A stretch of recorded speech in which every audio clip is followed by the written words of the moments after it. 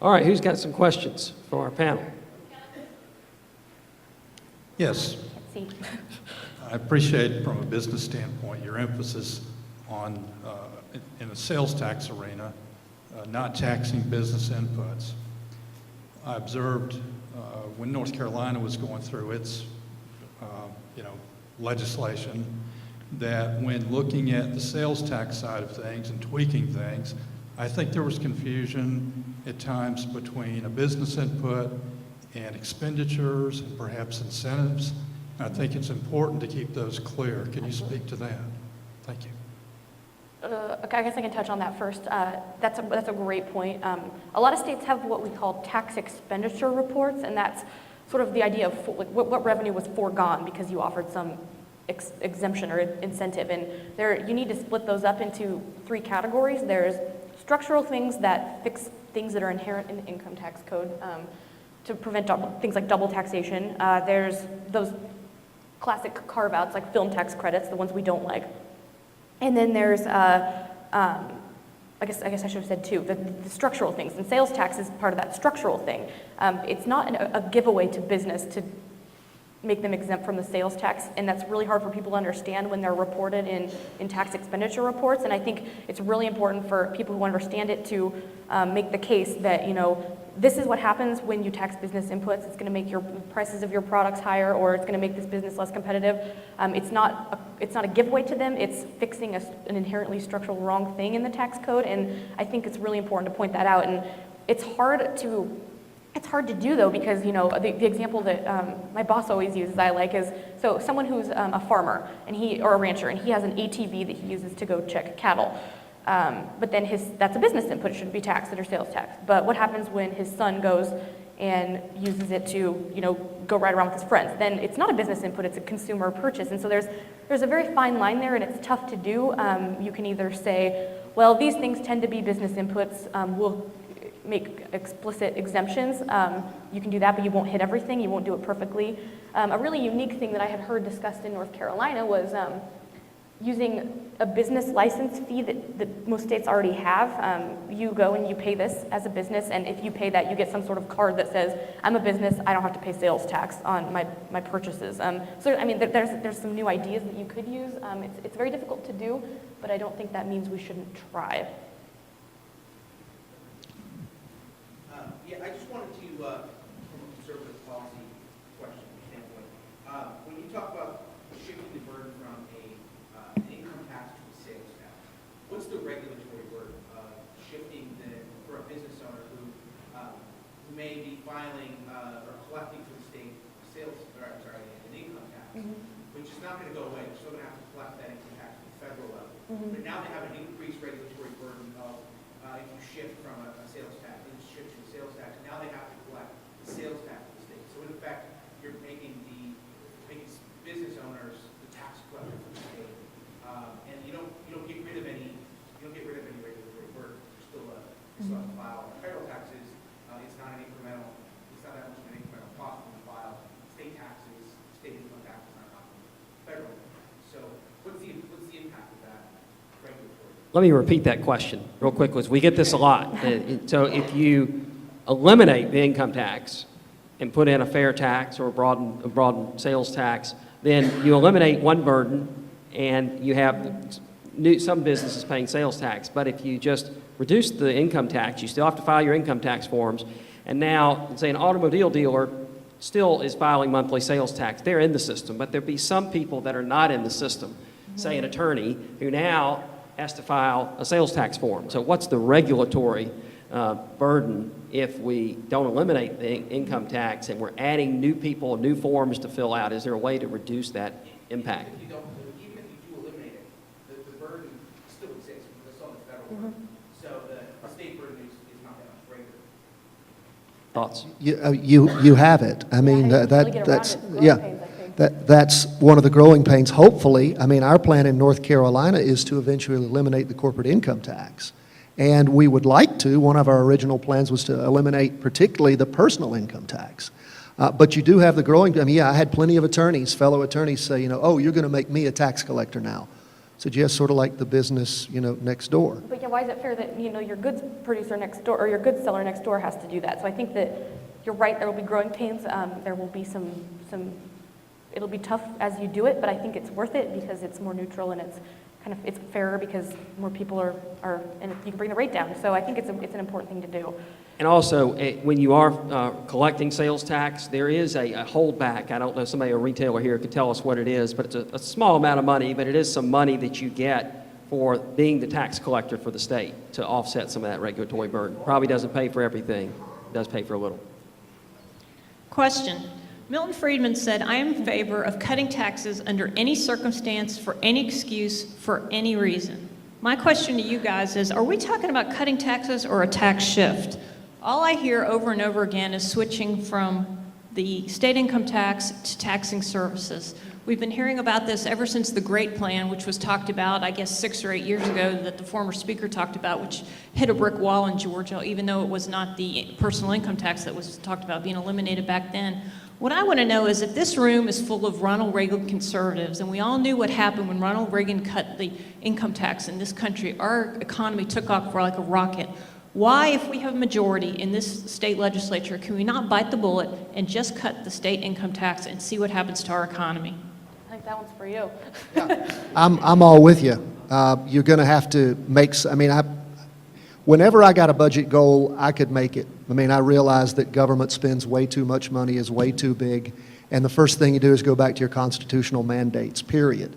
We all know government does way too much for all the wrong reasons and screws up so much of the things that it does. And I agree with you. The pushback that, of course, we saw in North Carolina just trying to make the reasonable reforms that we made, and there, I'll be the first to tell you, it sounds all grandiose, and we did some incredible things only because it was so hard. It wasn't like what we did was rocket science or did that much. We cut a couple of percent off this, 25% reduction in the personal income tax, and we broadened the base some. But was it what we needed to do? Was it what we could have done? It was hard enough to do what we did. And if you all have the mandate from the people to do it, and you can go in and slash your government spending, commensurate with, the tax burden, absolutely. Georgia would be the place that everybody would move to. If we just had enough people in your House and Senate that'd be willing to do that, and a governor that would sign off on it, yeah. Cut your spending 25% this year. Cut taxes to the bone. Get rid of the personal income tax. Get rid of the corporate income tax, and live off your sales tax. You would see Georgia soar. But I assure you, you would do it if you were Caesar. But no one of you is Caesar, and you can't do it on your own. And the political backlash is incredible. And I think that... Go ahead, please. I think that you brought up a really important point, that those are two separate questions. The how much we raise and the how we raise it. And I think that those need to be answered separately. You first need to answer what you want to raise, and then I think you can do it in a good way or you can do it in a bad way. And all those things that I talked about are the how question, how once we decide what the right level, when I come from a tax perspective, I don't tend to sit down and say, well, what's the right level of spending? Because that's not my job. My job is to come and say, once you tell me how much government spending is right, how can we raise that money in a way that's good for the economy, that's stable, that's neutral and transparent? So I think that you hit the nail on the head when you said that the how much question is very different from the tax shift question, and that's an important consideration. Hi, Kelly. You and I were on a panel last year that the Senate impaneled to study, and they called it the Fair Tax Study Committee that Judson Hill handled. You and I spoke at the first meeting of that forum, and one of the suggestions that I made to the panel was that they take the South Carolina fair tax bill, apply the Georgia numbers to it, and see what it looked like as far as the numbers, as far as rates and that kind of thing. And if you look, if everybody got a handout here, one of the elements in it is the options for that we might go to. And the last option is the fair tax rate of 6.42% with the prebate, which would take care of the progressivity of the program. That 6.42% by a Georgia State economist was taken on a static basis. They asked him to go back and do it on a dynamic basis to see what the tax rate would be.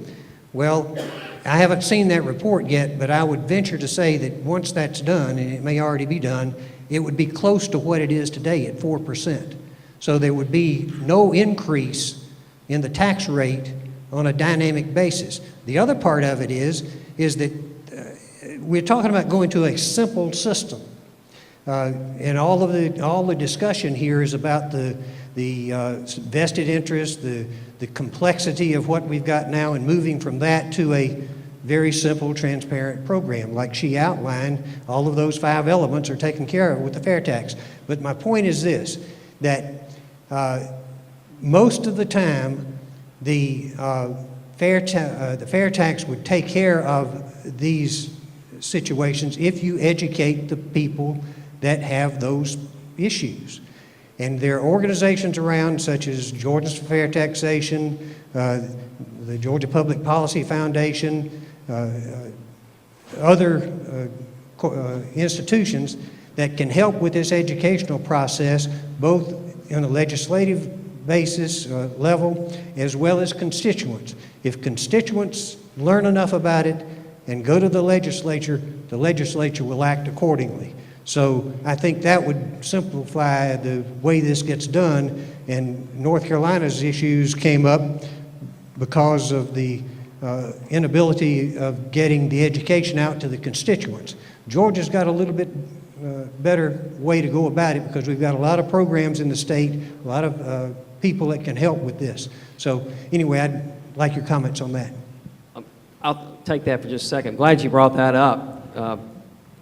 Until this past year, and when we talk about the fair tax, no one knew what that meant, what the rate was going to be, and so there was a vacuum and people all speculated, and it was a gloom and doom of 80% of the people are going to have a tax increase. It's going to mean $4 to $5 billion deficits for the state. The rate's going to have to be 14%. So this was done by the Fiscal Research Center at Georgia State University, same organization that does fiscal notes for the state of Georgia. So it says, no, the rate does not have to be 14%, 6.42. They looked at low-income people specifically and found out with the prebate that they would not pay higher taxes. And this was a revenue-neutral basis, so 0 reduction in state revenues. Now, if you can cut spending, that's great, means we can get the rate even lower.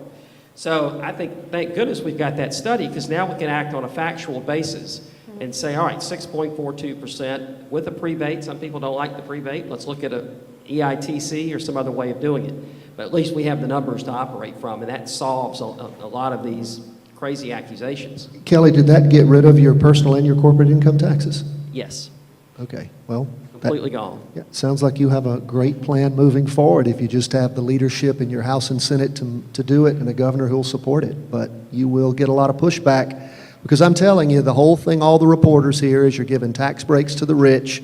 They don't have to pay income tax anymore. You're letting all these big corporations, because they bought you off, out of their fair share, and you're screwing the poor. That's what the headlines will be.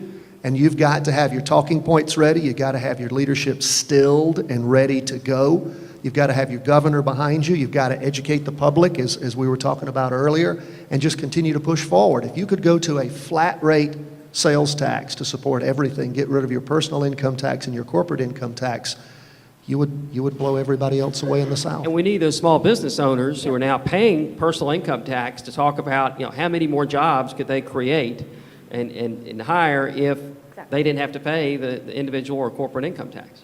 And I think that's a great point, because it's easy to, you're absolutely right, the political pushback is huge and it's really tough and it's very daunting, and you'll get all those stories, this low-income mom has to pay more on sales tax and can't afford her utilities now, but we can tell those stories too. There's stories like a business owner who no longer has less income tax bill can now reinvest back into his company, can now provide health care for one worker. So there's ways to show those trade-offs on our side as well and tell those stories that are very they're easy for people to resonate. They resonate with people, and I think that we shouldn't forget that we can tell those stories too, and don't be afraid to use them. I think that's a critical point. We do have to personalize this issue. I mean, tax reform, the three of us can get excited about it, but we've got three people up here that are asleep. You know, it's not the most exciting issue. And so we've got to talk about it in ways that motivate people. What does this mean Exactly. to your family? What does this mean to your business and your community if we do this? Otherwise, we're going to lose every single time. And especially on the business note, the personal income tax businesses pay it, like we mentioned. You know, it's easy to say, well, that's a millionaire that's getting a tax cut, but it's also a business owner that employs your dad or your sister or your brother that's getting a tax cut, and then maybe they can provide benefits or they can give them a raise. And so we can personalize it, and we don't do it enough. And I think that's a key component. And I think it's a key component why things we were able to do it in North Carolina a little bit, and I think it worked. So. Other questions? Lou, right here. 2 points, right? 2 points of clarification. Earlier, someone mentioned that businesses collect sales tax, and we keep a deposit with the state of Georgia that's a relatively small amount. Well, relatively is a dangerous word. A big box store, big box retailer might keep $200,000 or $300,000 on deposit with the state of Georgia at any given time. To me, that's not a relatively small amount. The second thing I wanted to mention is that the state income tax, at 1%, there's 6%, that 1% represents $1.5 billion. So if you took away the 6%, that's half of our state budget, roughly. But the question I wanted to pose to y'all and ask you to address to some degree would be the the federal and state motor fuel tax and the inequities in it, and what you might see going forward that would be really beneficial. I think it'd be beneficial to commerce and industry and in our economy in the state and on a federal level as well. Thank you. Let me pull up I brought my. Which you can get from the Tax We have these Foundation. on our website, and I can get them to you if you'd be interested. It's got all these relative, I guess, fun for me, tax facts about the states. But this table in here is the share of state and local road spending that's funded by the state. So state gasoline taxes, state fees. And for Georgia, that is 43%. It's mostly gasoline taxes. Only 1% is tolls. And so that's a good point. I mean, I think that motor fuel taxes and transportation infrastructure are something that is an issue for every state. I don't think we're going to see much of a solution at the federal level, so I think we need to think about what else we could do to fund those type of things. And the gasoline tax is something that we can do. I don't know if you can speak to politically how that has functioned in North Carolina. We capped our motor fuels tax in North Carolina. We had one of the highest, I know, in the Southeast, if not the highest in the nation, and we lowered it, then capped it.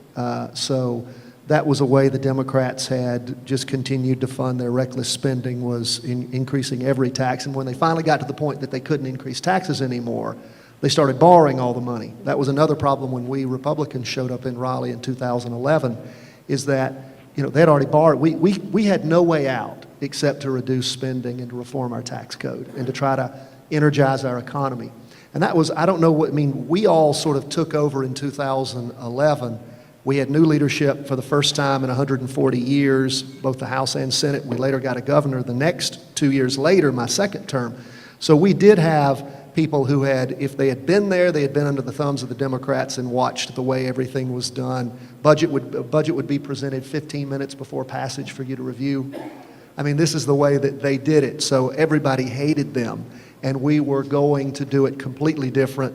We were going to do what we promised to do, and we had a mandate from the people to do it.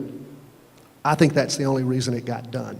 So keep that in mind. And on the gas tax note, I think you need to be careful. It shouldn't go to general funds. It should go to fund. It's a good proxy for road usage, and so it should go to that, and it shouldn't be borrowed for general funding. I think It's a big issue in Georgia. We have I think it's about half of our gas tax funds are diverted to other uses, and if we simply had those, it would solve, spend those on roads and bridges and transit, we would solve a lot of our problems.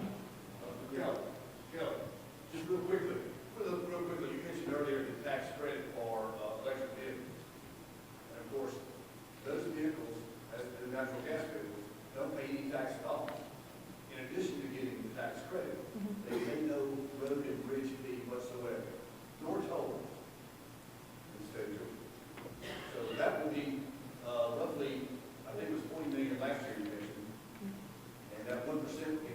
another 200 that we can dedicate to transportation if we have level playing. And that's a good point, because I just think it just is another point to show that the way we fund those kind of things is pretty outdated. I mean, we've got fuel-efficient vehicles now, which means that it's not doing what it's supposed to do. It's not a good proxy for miles traveled anymore, the amount of gas tax we raise, and so it does need to be looked at the state level, I believe. What we've got to do from a policy perspective is, well, that's great, you know, we've got a lot of people, I think we're one of the leaders in selling electric vehicles, and if we're giving away that amount of money, no wonder. We make a lot of films, we're giving away a lot of money.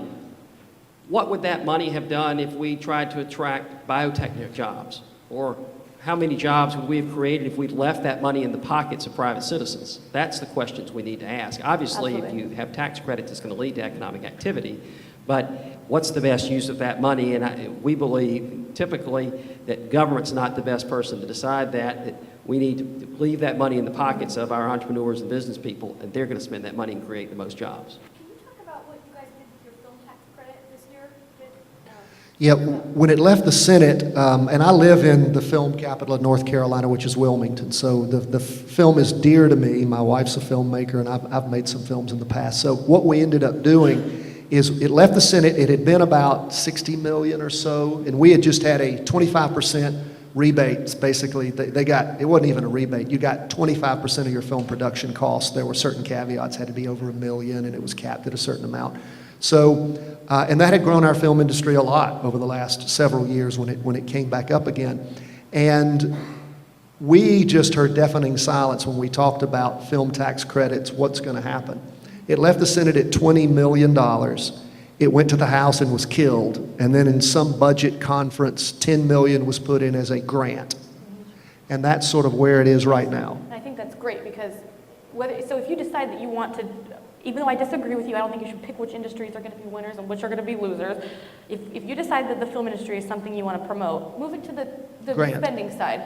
There's more oversight. A lot of tax expenditures don't get a lot of attention in the budget, and you want to make sure it's meeting its goals. And if it's on the spending side, it's much more likely to get that oversight. One more question, very quick, 1 minute left.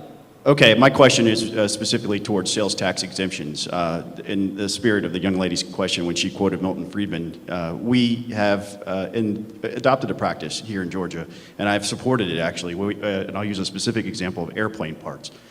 We have a sales tax exemption for airplane parts, and I supported that, but not without asking myself the question, am I creating an enemy to an overall tax reform? And I'd like to get your opinion on that.